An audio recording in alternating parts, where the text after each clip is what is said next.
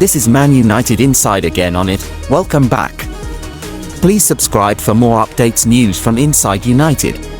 Scott McTominay appeared alongside Ten HAG at Monday's press conference to preview the hugely important Champions League meeting with Bayern Munich.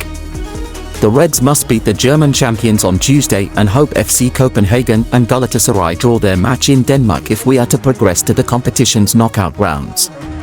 McTominay, who turned 27 on Friday, is United's leading scorer this season, with his brace against Chelsea taking him to 6 efforts for the term. The Scotland international opened his Champions League account last time out, in the helter-skelter 3-3 draw with Galatasaray, and he was asked about his recent goal record, as well as the team's apparent lack of consistency and control, by reporters at Carrington. Scott, the manager, has mentioned about being at your best. You played well against Chelsea, you clearly didn't play well at Newcastle, didn't play well against Bournemouth. Why is there such a big difference between performances for the team? Obviously, we know that, we know the inconsistencies we've had, we're not naive about that.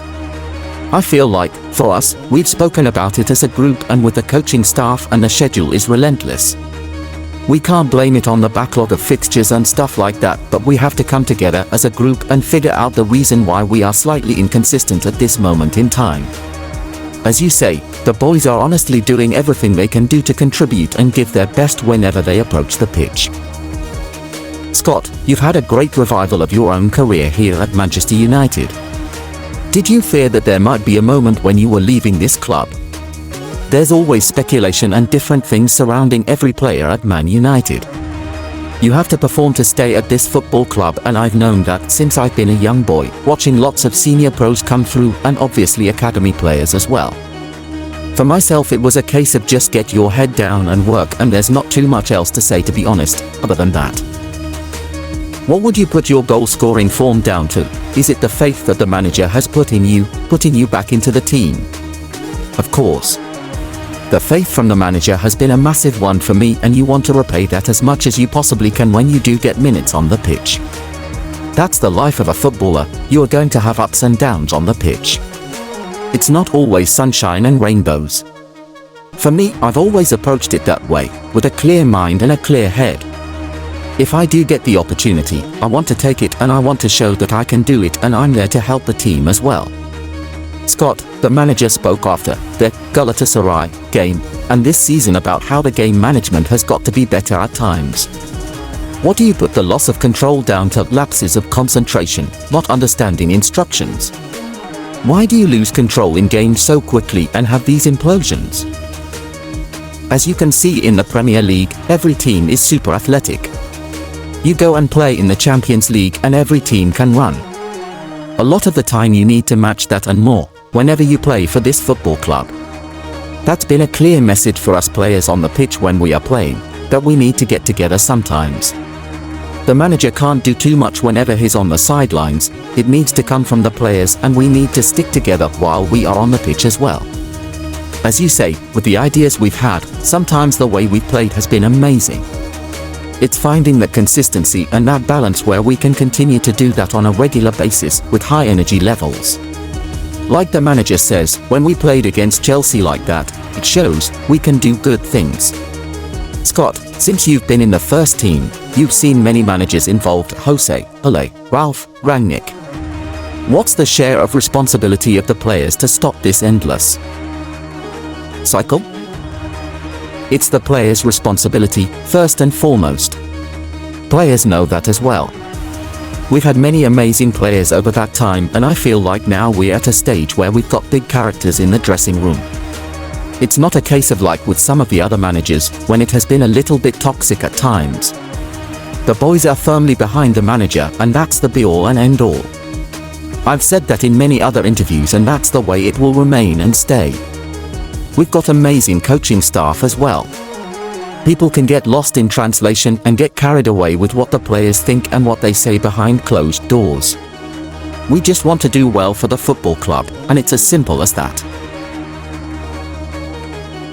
Yes, Bruno Fernandes faces awkward meeting with Sir Jim Ratcliffe after swipe at Man United star. Bruno Fernandes has been in the spotlight for his behaviour in the defeat by Bournemouth, and the Manchester United captain will have to explain himself to Sir Jim Ratcliffe soon. Bruno Fernandes is set for an awkward first meeting with Sir Jim Ratcliffe when the Ineos owner completes his deal to take over control of Manchester United. Ratcliffe is close to completing his £1.3 billion deal to buy 25% of the club, which will also see him take over sporting control of United from the Glazer family. He is expected to take a ruthless approach once he is through the door, with Sir Dave Brailsford's audit leading to many changes. The 71-year-old is a fan of United, having grown up in Failsworth, Greater Manchester, but his loyalties to the club are overridden by his business sense. He has previously been outspoken about United, with their propensity to be the dumb money in town a particular grievance.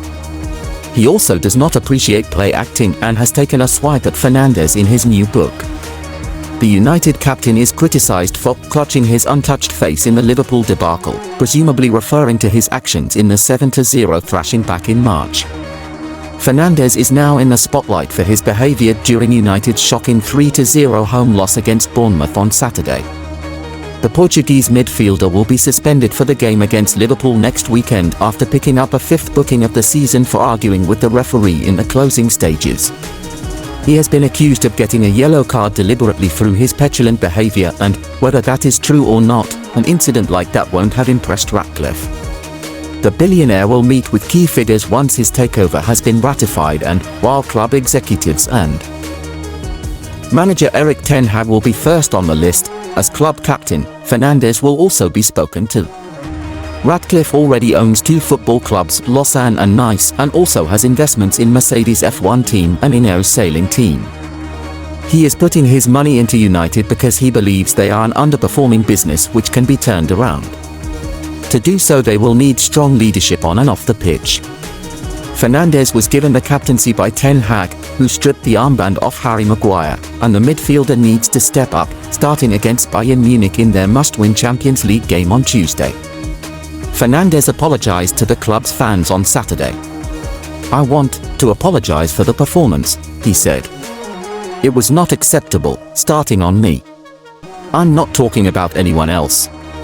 But I think everyone agrees in the dressing room that the performance was not at our level and we have to perform much better.